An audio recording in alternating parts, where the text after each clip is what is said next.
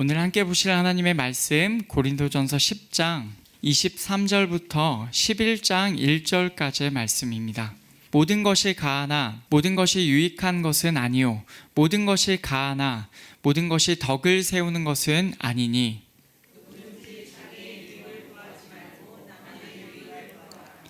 무릇 시장에서 파는 것은 양심을 위하여 묻지 말고 먹으라. 불신자 중 누가 너희를 청할 때에 너희가 가고자 하거든 너희 앞에 차려놓은 것은 무엇이든지 양심을 위하여 묻지 말고 먹으라.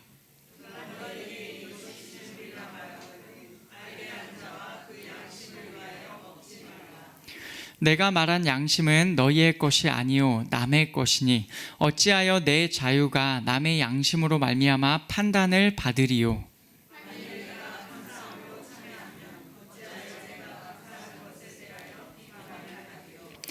그런즉 너희가 먹든지 마시든지 무엇을 하든지 다 하나님의 영광을 위하여 하라.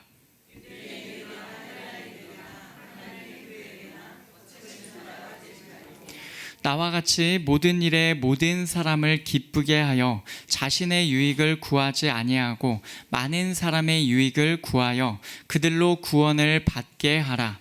내가 그리스도를 본받는 자가 된 것 같이 너희는 나를 본받는 자가 되라. 아멘. 고린도전서 7장부터 바울은 고린도 교회가 쓴 편지의 내용에 답을 하고 있었습니다. 7장에서는 결혼에 관하여 답을 하였고 8장부터 이제 오늘 본문 11장 1절까지는 우상의 제물에 관하여 답을 합니다. 다시 말하면 오늘 말씀 본문까지 우상의 제물에 관한 전체의 단락이 마무리가 된다는 것입니다. 우상의 제물은 정확히 말하면 우상에게 제사한 것들, 그러니까 우상에게 제사하고 남은 부산물들, 그 고기를 말하겠죠. 그것들을 우상의 신전에 앉아서 먹는 문제를 말합니다. 그냥 우상의 제물 혹시라도 여러분 생각하실 때 그 제물 먹을 수도 있지 않냐라고 생각하실 수 있는데 지금 이 상황은 우상의 신전에 앉아서 방금 저기서 제사드린 나온 음식을 그 신전에 앉아서 먹는 것을 말합니다. 참 우리가 지금 생각해 보면 기가 막히죠. 고린도 교회 사람들은 실제로 이 일을 행하고 있었습니다. 그들은 그냥 이 일을 행한 게 아니라 세 가지 정도의 근거를 들면서 자신들의 행동이 틀리지 않았음을 주장하였어요. 8장에서 우리가 살펴볼 수가 있는데 첫째는 1절에 나옵니다. 고린도 교회 사람들은 자신들에게 지식이 있다라고 주장하였어요. 나도 안다. 나도 모르지 않는다. 이렇게 그 사람들이 주장한 겁니다. 둘째 4절에 나오는데 우상은 세상에 아무것도 아니고 하나님 한 분밖에는 없다라고 주장합니다. 맞는 말이죠. 그래서 이 내용을 가지고 아니 우상은 아무것도 아닌데 우리가 우상의 제물을 먹는 게 뭐가 문제냐 이렇게 얘기를 했던 거죠. 셋째 9절에 있습니다. 우리에게 자유가 있다라고 주장하는 겁니다. 우리가 그래서 우상의 제물을 신전에서 먹는 일도 가능한 일이다 라고 이 정도로 그들이 주장했다고 우리가 볼 수가 있습니다. 이 내용들에 바울은 하나하나 반박하였어요. 첫째, 지식이 있다는 그들의 주장에 바울은 이렇게 말합니다. 덕을 세우는 사랑이 지식보다 더 중요하다라고 말했어요. 이 사랑은 하나님 사랑과 형제 사랑이라는 포괄적인 개념이었습니다. 우리가 8장 말씀에서 이미 살펴본 적이 있죠. 우리를 향한 하나님의 사랑을 우리가 먼저 받고 그 하나님의 사랑 안에서 하나님을 사랑하는 것입니다. 이것이 하나님 사랑이에요.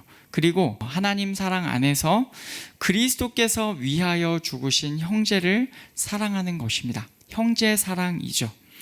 두 번째, 우상은 아무것도 아니고 하나님은 한 분만 계시니까 문제가 아무것도 될 것이 없다라는 그들의 주장에 바울은 이렇게 말합니다. 우상은 아무것도 아닌 게 맞다. 그러나 그 너머에 귀신들이 있다라고 말해요.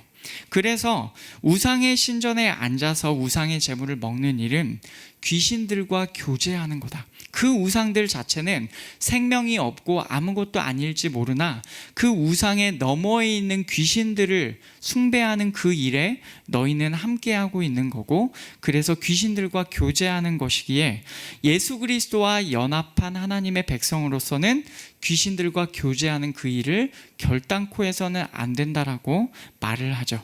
마지막 셋째, 자유가 있다는 주장에도 바울은 9장에서 자신의 예를 들어서 언급한 적이 있었습니다. 9장 1절에 바울은 자신을 사도라고 밝히고 자유로운 자라고 밝힙니다. 그에게는 사도로서의 충분한 권리가 있었고 자유로운 자로서의 충분한 자유가 있었습니다. 그런데 이 9장에서의 맥락은요, 자신이 받는 오해를 해명하면서 자신의 경우를 들어서 얘기를 한 겁니다. 바로 이 같은 맥락으로 자유와 권리에 대한 이것을 포기하는 내용의 이 맥락으로 오늘 본문은 자유에 관한 마지막 내용을 말합니다. 여기서의 초점은 바울 자신이 아니라 너희입니다. 너희가 이제는 이렇게 나처럼 행해야 한다. 이것이 바울의 요점이에요. 자유가 있어서 우상의 제물을 신전에서 먹는 것도 괜찮다, 우리에게 그럴 자유가 있다라는 고린도 교회의 주장에 바울은 자유 혹은 권리를 어떻게 보아야 하는지, 너희의 관점으로 이것을 어떻게 적용해야 하는지를 설명하는 것이죠. 우상의 제물이라는 이 큰 이야기의 마지막 부분인 오늘 하나님의 말씀을 우리가 함께 살펴보기 원합니다. 오늘 말씀 23절은 고린도 교회 사람들이 주장하는 자유 혹은 권리에 관하여서 바울이 말을 하는 것으로 시작해요. 모든 것이 가하나 모든 것이 유익한 것은 아니요, 모든 것이 가하나 모든 것이 덕을 세우는 것은 아니니. 아멘. 모든 것들이 가능합니다. 그러나 모든 것들이 이익을 주는 것은 아니라고 말해요. 또한 모든 것들이 가능합니다. 그러나 모든 것들이 세우는 일을 하는 것은 아니라고 말합니다. 이 내용은 앞에서도 나온 적이 있었습니다. 6장에서 모든 것들이 가능하다는 말을 바울이 한 적이 있었어요. 모든 것이 내게 가하나 다 유익한 것이 아니요, 모든 것이 내게 가하나 내가 무엇에든지 얽매이지 아니하리라. 아멘. 또한 8장에서는 지식이 아니라 사랑이 덕을 세운다고 하였죠. 1절을 보시면 지식은 교만하게 하며 사랑은 덕을 세우나니, 이렇게 말한 적이 있습니다. 여러분, 그러나 고린도 교회 사람들이 자신들에게 있다고 주장하는 것은 뭐냐면 이 사랑, 덕을 세우는 사랑이 아니었어요. 이들이 주장하는 것은 지식이었습니다. 결국 그들에게 있다고 그들이 주장하는 지식 때문에 어떻게 됩니까? 우상의 신전에서 우상의 제물까지 먹게 되었고, 이것이 10절을 보면은 믿음이 약한 자들을 세우는 역할을 전혀 하지 못했습니다. 믿음이 약한 자들의 양심이 담력을 얻어 우상의 제물을 먹게 되는 그 일을 하게 만들었습니다. 이것이 바로 그들에게 있었던 지식이 행한 일이었고, 그들에게 있다고 생각했던 자유가 이런 결과를 초래했다는 것입니다. 그렇게 보면 23절 말씀은 고린도 교회 사람들이 주장한 내용을 정확하게 보여주는 거죠. 모든 것들이 가능하다. 이것은 사실은 고린도 교회 사람들의 마음속에 있었던 생각이라고 우리가 말할 수가 있어요. 그러나 바울은 분명히 말해요. 모든 것들이 이익을 주지 않는다. 모든 것들이 세우지는 않는다라고 분명히 합니다. 그는 24절을 보면 누구든지 자기의 유익을 구하지 말고 남의 유익을 구하라, 이렇게 명령합니다. 자신의 것을 구하지 말고 남의 것, 다른 자의 것을 구하라고 명령하는 것입니다. 이렇게 말하는 바울은 25절부터 우상의 제물에 관하여 세 가지 구체적인 지침들을 제시합니다. 25절부터 26절을 보면 첫 번째가 나와요. 무릇시장에서 파는 것은 양심을 위하여 묻지 말고 먹으라.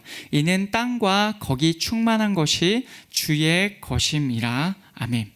첫째 지침은 이것입니다. 시장에서 팔리는 것에 관한 내용이에요. 당시에는 우상의 신전에서 제사한 고기를 시장에서 팔곤 하였습니다. 방금 우상이 신전에서 제사한 고기를 가져다가 시장에서 파는 거예요.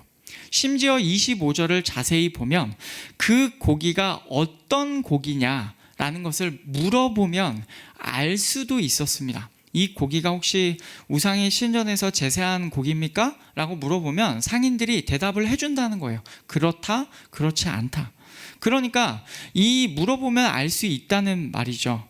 일반 사람들이 우상의 제물로서의 고기를 쉽게 접할 수 있었던 것입니다.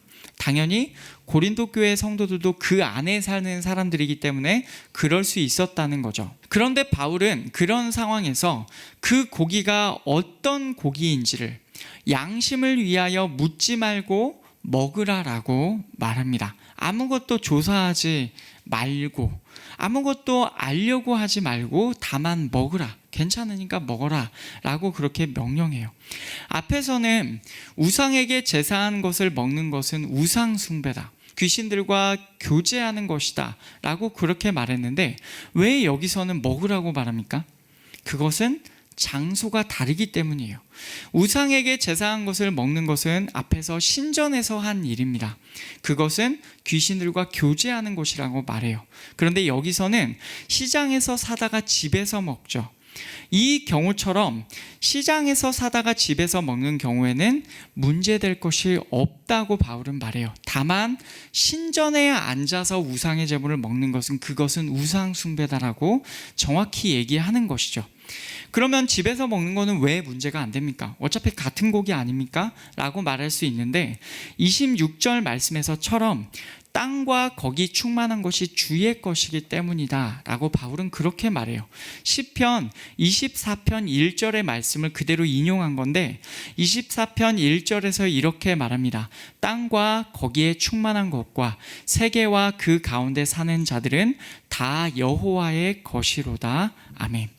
이 땅의 모든 것이 하나님의 것입니다. 그 음식도 하나님의 것입니다. 그래서 그 음식이 설령 우상에게 제사하는 것이라 할지라도 그것을 신전에서 먹는 것이 아니면 집에서 그것을 먹는 것이면 그것은 하나님의 것으로 받아 먹고 문제가 되지 않는다라고 바울이 얘기하는 것입니다.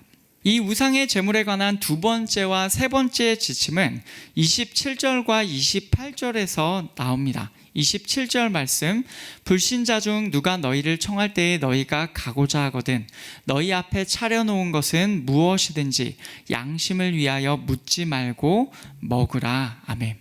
두 번째는요, 불신자, 다시 말하면 믿지 않는 자들 중에서 어떤 이가 믿는 자를 초청하는 상황입니다. 그 초대를 받고 가게 된다면 그 집에서 내놓은 것은, 그 모든 것은 양심을 위하여 묻지 말고 먹어라 라고 명령합니다. 앞에서와 같아요. 시장에서 사온 고기를 집에서 먹는 것과 초대를 받아서 간 집에서 설령 우상의 제물이라 할지라도 그 집에서 먹는 것, 앞에서와 상황이 같습니다. 둘 다 집에서 먹는 겁니다. 두 경우 모두에 양심을 위하여 묻지 말고 먹으라고 그렇게 바울은 명령하고 있습니다. 세 번째는 28절에서 나옵니다. 같은 상황에서 한 가지를 덧붙이죠. 누가 너희에게 이것이 제물이라 말하거든 알게 한 자와 그 양심을 위하여 먹지 말라. 아멘.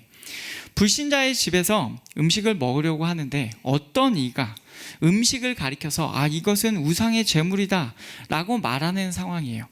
다른 신에게 제사한 것이다 라고 밝혀졌을 때에는 바울은 말합니다. 먹지 말라. 우상의 제물을 먹지 말라고 해요. 왜냐하면 알게 한 자와 그 양심을 위하여입니다. 그러면 여기서 계속 양심이 나와요. 뭔가 상황이 비슷한 것 같은데 뭔가 결론이 약간 다르죠. 마지막 경우에는. 근데 내용은 똑같습니다. 양심을 위하여 다 이렇게 행하라는 거예요. 양심을 위하여 묻지 말고 먹으라. 양심을 위하여 묻지 말고 먹으라. 마지막은 알게 한 자와 그 양심을 위하여 먹지 말랍니다. 다 내용은 양심을 위하여라는 내용이 들어가 있는데 결론은 약간 마지막 거에서 달라요. 그러면 일단은 여기서 말하는 양심이 뭔지를 우리가 살펴보아야 되겠습니다. 여러분, 양심이 무엇입니까? 그 설명이 그 다음 29절 30절에서 나옵니다. 내가 말한 양심은 너희의 것이 아니요 남의 것이니 어찌하여 내 자유가 남의 양심으로 말미암아 판단을 받으리요. 만일 내가 감사함으로 참여하면 어찌하여 내가 감사하는 것에 대하여 비방을 받으리요. 아멘. 여기서 바울이 말하는 양심은 그들 자신의 양심이 아닙니다. 누구의 것입니까? 남의 것, 다른 자의 것입니다. 다른 사람의 양심이에요. 그러면 다른 사람의 양심을 위하여 묻지 말고 먹어라. 다른 사람의 양심을 위하여 또 묻지 말고 먹어라. 다른 사람의 양심을 위하여 먹지 말라. 이렇게 되는 것이죠. 양심이라는 표현은 우리가 생각하기에 다소 어렵게 느껴질 수가 있습니다. 이 말이 도대체 무슨 말인가? 그런데 고린도 전서에서 같은 용어가 사용된 곳을 보면 조금 이해가 더 됩니다.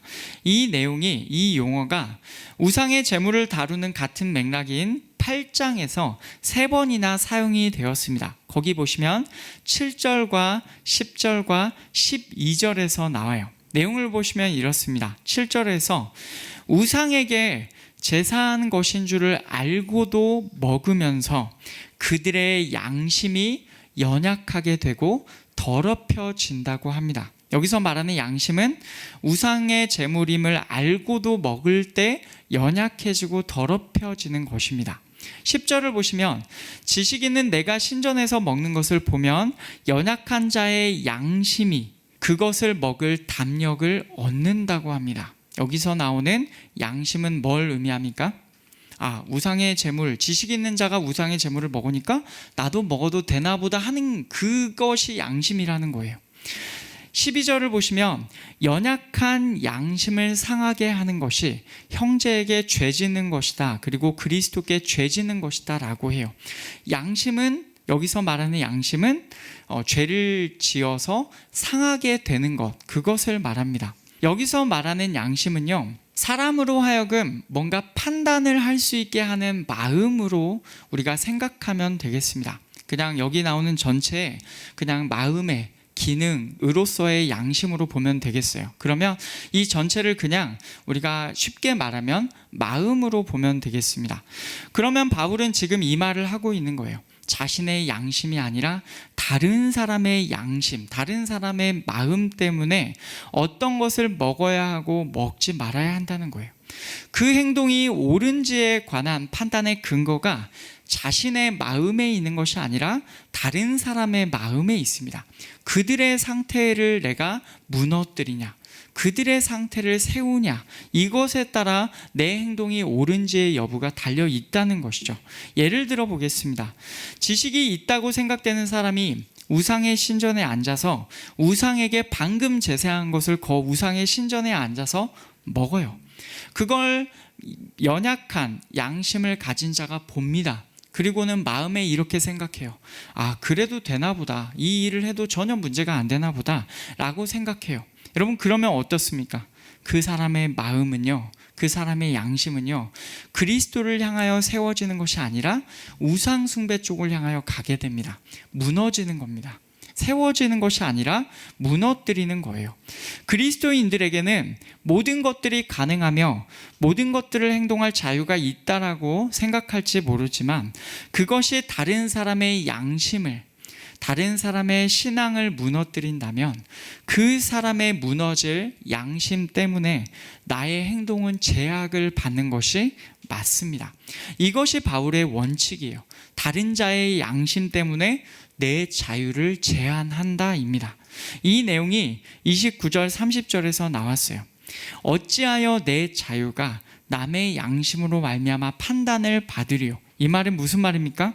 내 자유가 다른 자의 양심에 의하여 판단을 받을 수 없다는 말입니다. 다른 자의 양심이 내 자유를 판단하도록 내 자유를 그렇게 사용하면 안 된다는 말을 여기서 하고 있는 거예요. 만일 내가 감사함으로 참여하면 어찌하여 내가 감사하는 것에 대하여 비방을 받으리요. 이것은 만약에 내가 감사함으로 음식에 참여하였는데 그 행동 때문에 비방을 받을 수 없다는 말입니다. 역시 마찬가지로 내가 하나님께 감사기도 하면서 음식을 먹는 일에 내가 동참할 수는 있지만 그것이 다른 사람들에게 비방을 받게 된다면 그 일은 그렇게 되어서는 안 되는 거다라고 얘기를 하고 있는 거예요.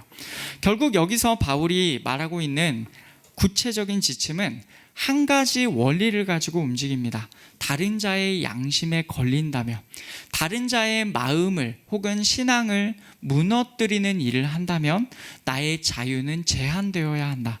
내 자유는 덜 누려져야 한다입니다. 바로 이것이 23절, 24절에서 말하던 내용이에요.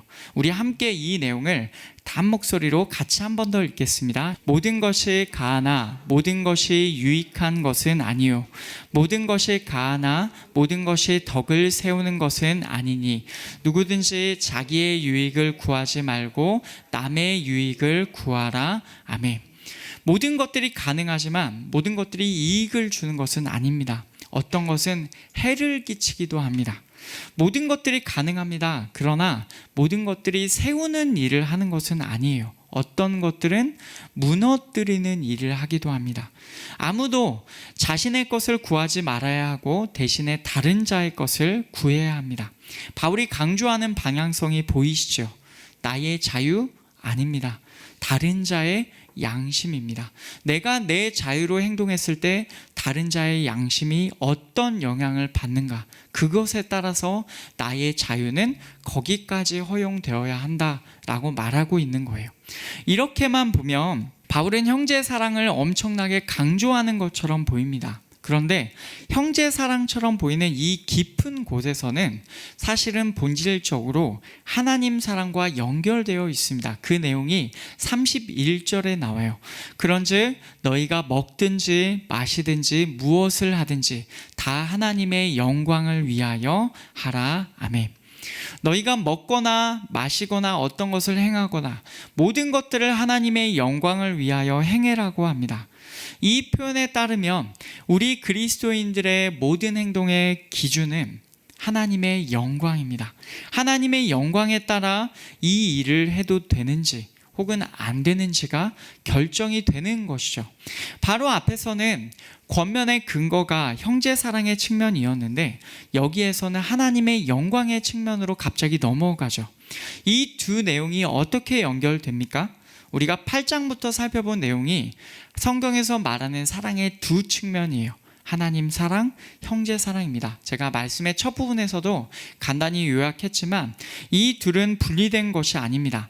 이 내용이 나온 8장을 살펴보면 형제를 이렇게 정의해요. 8장 11절 그러면 내 지식으로 그 믿음이 약한 자가 멸망하나니 그는 그리스도께서 위하여 죽으신 형제라. 아멘. 그는 그리스도께서 위하여 죽으신 형제라. 다시 말하면 그리스도께서 사랑하시는 자입니다. 만약 형제에게 나의 자유를 가지고 마음대로 행동해서 그 형제의 양심이, 그 형제의 믿음이 영향을 받아서 그 형제의 양심이 상하게 된다면 그것은 곧 그리스도께 죄를 짓는 것이다 라고 12절에서 말하고 있습니다. 그러니 형제 사랑은 결국 어디와 필연적으로 연결되냐면 하나님 사랑과 연결됩니다. 우리는 하나님을 사랑하기 때문에 형제를 사랑해야 합니다. 그래서 우리가 어떤 것을 하든지 결과적으로는 하나님의 영광을 위하여 하고 다른 자의 양심을 위하여 해야 하는 것입니다. 다 하나님의 영광을 위하여 하라 라는 말이 그래서 이 맥락에서 나오는 것입니다. 그러면 당연히 우상에게 제사한 것들을 먹는 일에서도 이 기준대로 해야 합니다. 하나님의 영광을 위하는 일인가? 다른 자의 양심을, 신앙을, 마음을 세우는 일인가? 이 기준을 가지고 해야 하는 것입니다. 아무리 내 자유를 주장하고 싶다고 하더라도 그것이 하나님의 영광에 가린다면 여러분 그것은 하면 안 되는 것입니다.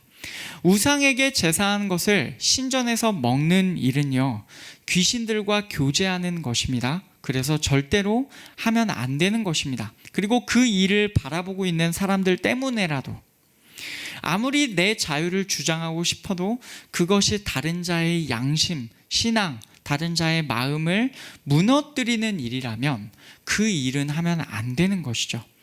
믿지 않는 자의 집에 초대를 받았는데 거기서 대접하는 음식이 우상에게 제사하는 것이라는 것을 누군가가 알게 하였을 때 그는 왜 그 얘기를 하겠습니까? 이것은 우상의 제물이라는 거야. 그러니까 나는 알고 있어. 근데 너가 어떻게 하는지를 보자. 이런 상황이 되는 거예요. 그런 상황에서 누군가 알게 하였을 때 내가 그 음식을 먹어서 그의 양심을 무너뜨린다면, 그래서 결과적으로는 그 역시도 이런 행동은 해도 되는구나 라고 생각되게 만든다면 나는 먹지 않아야 하는 것입니다. 내가 하는 행동, 내가 행동하는 그 일이 내 자유의 근거에서 할지라도 다른 자가 심각하게 판단하거나 비방할 정도로 그의 양심에 문제를 일으킨다면 결단코 그렇게 행동해서는 안 되는 것이죠. 이 내용을 바울은 이제까지 말하고 있는 것입니다. 그리고 마지막에서 자신의 경우를 예로 듭니다. 32절부터 보시면 유대인에게나 헬라인에게나 하나님의 교회에나 거치는 자가 되지 말고 나와 같이 모든 일에 모든 사람을 기쁘게 하여 자신의 유익을 구하지 아니하고 많은 사람의 유익을 구하여 그들로 구원을 받게 하라. 내가 그리스도를 본받는 자가 된 것 같이 너희는 나를 본받는 자가 되라. 아멘. 유대인들과 헬라인들 둘 다에게, 그리고 하나님의 교회에게 거치는 자가 되지 말아야 합니다. 거치는 자라 함은 부딪히는 자라는 말입니다. 그러니까 부딪히는 것이 내가 되면 안 된다라는 말을 하고 있는 거예요. 너희가 그 걸림돌, 부딪히는 것이 되지 말아라. 그들로 하여금 걸려 넘어져서 실족하게 되도록 그렇게 하지 말아라 라고 하고 있는 것입니다. 바울 자신은 정말로 이 말씀대로 모든 것들을, 모든 자들에게 기쁘게 하는 삶을 살려고 노력했습니다. 자신의 이익을 구하지 않았고 많은 자들의 이익을 구하였어요. 자유로운 자였고 사도였지만 복음을 위하여 그의 자유와 권리를 일정 부분 내려놓았습니다. 그가 이렇게 행한 이유는 그들의 구원 때문이에요. 그들의 양심을 세우기 위함입니다. 그들이 정말로 그 마음에서 예수 그리스도께로 세워질 수 있도록 바울은 부단하게 노력했던 것입니다. 더 나아가서 바울은 자신이 그리스도를 본받는 자인 것처럼 너희도 나를 본받는 자가 되라고 말합니다. 누군가에게 너 나를 좀 본받아라 라고 말하는 것은 정말로 쉽지 않은 일입니다. 그런데도 바울은 담대하게 이렇게 말해요. 그가 얼마나 철저하게 그리스도를 따르면서 살았으면 그가 담대하게 이렇게 말하였고 이 내용이 성경에 포함되기까지 하였겠습니까? 여러분, 이것이 느껴지지 않습니까? 그런데 이것이 말해주는 것은요, 정말로 그가 먼저 그리스도를 본받는 자, 그가 먼저 그리스도를 모방하는 자로 살았다는 뜻입니다. 바꿔 말하면 예수께서 먼저 당신의 이익이 아니라 다른 자들의 이익을 구하는 삶을 하나님의 영광 아래서 사셨다는 말입니다. 예수 그리스도 그분께서는 정말로 우리를 위하여 사셨습니다. 그 다른 자가 바로 여기 있는 우리입니다. 하나님의 아들로서 높으신 그분께서 이 땅에 오신 것도, 이 땅에서 율법의 모든 요구를 이루면서 사신 것도, 십자가에서 죽임 당하신 것도, 모든 것들이 다 우리의 구원을 위하여 그렇게 행하신 것입니다. 당신의 이익을 위하여 사신 적이 없고 오직 다른 자들의 이익을 위하여 철저하게 사셨어요. 당신의 자유와 당신의 권리를 다 포기하셨고 오직 다른 자들의 유익을 위하여, 그래서 결과적으로 하나님의 영광을 위하여 그분께서는 사셨던 겁니다. 바울은 그 예수님을 믿었고 그분을 모방하는 자로서 그분이 사셨던 방식대로 살았어요. 이렇게 철저하게 예수 그리스도를 모방하면서 똑같이 따라하면서 살았기 때문에 그가 여기서 이렇게 말할 수 있었던 것입니다. 너희는 나를 본받는 자가 되라. 너희는 나를 모방해라. 왜냐하면 내가 그분을 철저하게 모방하였기 때문에 너희는 나를 모방해라. 그래서 그리스도를 따라가는 자가 되라 라고 말하는 것이죠. 이것이 오늘 말씀입니다. 고린도 교회 사람들은 그들에게 자유가 있어서 모든 것들이 가능하다고 생각하였어요. 이런 생각으로 그들은 우상에게 제사한 것을 먹는 일을 우상의 신전에서까지 행하곤 하였습니다. 그 행동을 통하여서 다른 자들의 양심이 무너지는 것도 깊이 생각하지 않았어요. 내 자유가 있는데 뭔 상관이냐, 이런 식으로 했던 것이죠. 그러나 바울은 우상의 제물에 관한 구체적인 지침을 줍니다. 우상의 제물, 그 음식 자체는 땅과 거기 충만한 것에 들어가는 것으로서 하나님께 속한 것입니다. 그 음식 자체는 그런 거예요. 그래서 음식 자체로는 문제될 것이 없지만 그 행위 때문에 다른 자의 양심에 걸림돌이 된다면, 그래서 다른 자가 실족하게 된다면 그 일은 하지 말아야 된다라고 말하는 것입니다. 바울은 일관적으로 다른 자의 양심 때문에 우리의 자유를 제한해야 한다는 말을 하고 있어요. 그리고 그렇게 다른 자의 양심을 세우는 일은 곧 하나님의 영광을 위하는 삶과도 연결이 됩니다. 하나님께서는 우리가 하나님 사랑 안에서 형제 사랑을 행하기를 원하세요. 그렇게 살았던 사람의 좋은 예가 바로 바울입니다. 그는 자유로운 자로서, 사도로서 많은 권리와 많은 자유를 누릴 수 있었지만 그는 그 많은 것들을 포기하였어요.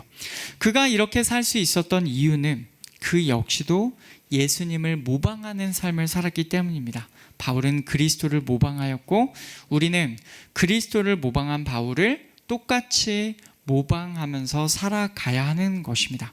바로 그리스도께서 우리를 위하여 먼저 그렇게 좋은 예로서 살아주신 것입니다. 여러분, 이것을 기억하기를 원합니다. 내용은 굉장히 길었지만 이 내용에서 우리에게 말해주는 바는 사실 간단하고 분명합니다. 우리는 모든 것들을 하나님의 영광을 위하여 행해야 합니다. 우리가 받은 구원이 거저 이루어지지 않았습니다. 누군가는 우리를 위하여 철저하게 당신의 권리와 자유를 완전히 포기하면서 우리를 살리러 사셨습니다. 그분이 바로 예수 그리스도이십니다. 그분을 믿고 이제는 그분 안에서 또한 그분의 길을 쫓아간 많은 신앙의 선배들처럼, 특별히 바울처럼 우리의 자유와 권리가 정말로 다른 자의 양심과 부딪힌다면, 그리스도 안에서 우리에게 자유가 있다 할지라도 그들의 양심에 걸림돌이 되지 않도록, 그래서 혹시나 그가 나 때문에 실족하지 않도록 내 자유를 포기해야 합니다. 여러분, 이것이 하나님의 영광을 위하는 삶입니다. 바울도 그렇게 살았고 그가 모방하였던 우리 주 예수께서도 그렇게 사셨어요. 이 땅에서 어떤 권리나 자유도 내세우지 않으셨고 오직 하나님 아버지의 뜻에 따라 철저하게 복종하며 사셨습니다. 이제 우리도 그리스도와 같이, 바울과 같이 살기를 원합니다. 하나님의 사랑 안에서, 하나님 사랑 안에서 형제의 구원을 위하여 우리의 자유가 하나님의 영광을 향하는지를 끊임없이 점검해야 합니다. 내가 지금 하나님의 영광을 향하여 서 있는가? 때로 우리의 삶에서 우리의 권리나 자유를 주장하고 싶을 때 우리의 구원을 위하여 모든 권리와 자유를 포기하신 예수님을 우리가 기억하기를 원합니다. 그분 앞에서 우리는 어떤 말도 꺼낼 수 없을 거예요. 왜냐하면 그분께서 그렇게 행하신 직접적인 이유가 바로 여기 있기 때문입니다. 나를 위하여 사셨습니다. 나를 살리려 그분이 그분의 모든 권리를 포기하신 거예요. 그러니 내가 내 권리를 계속해서 주장하고 싶을 때마다 예수님을 생각하시고 그 앞에서 우리가 엎드리는 삶을 살았으면 좋겠어요. 우리 그렇게 우리를 살리기 위하여 십자가에 돌아가신 그리스도를 바라보기를 원합니다. 제가 신학대학원 입학식을 할 때 그날 마침 공교롭게도 퇴임하시던 한 교수님이 이렇게 말씀하셨던 내용이 생각이 납니다. 여러분, 그리스도의 십자가를 생각하면 우리의 삶은 단순해집니다. 굉장히 짧은 말이었는데 생각하는 게 지금 벌써 10년이 넘었는데도 그 일이 계속해서 기억이 납니다. 그리스도의 십자가를 생각하면 우리의 삶은 단순해집니다. 그리스도의 십자가를 생각하면 우리의 삶이 나아갈 방향은 아주 분명하고 선명하게 보인다는 말이죠. 우리를 향한 하나님의 사랑하심과 그분을 사랑함, 그리고 형제를 사랑함 안에서 우리가 살기를 원합니다. 여러분, 정말로 그 사랑 안에 거하시는 우리 모두가 되기를 원합니다. 내 자유보다 하나님의 영광, 내 자유보다 다른 자의 양심을 더 고려하는 사랑이 있는 우리가 되기를 원하고, 정말로 하나님 사랑과 형제 사랑 안에서 가득한 우리 한걸음교회 모든 성도님들 되시기를 간절히 축원합니다.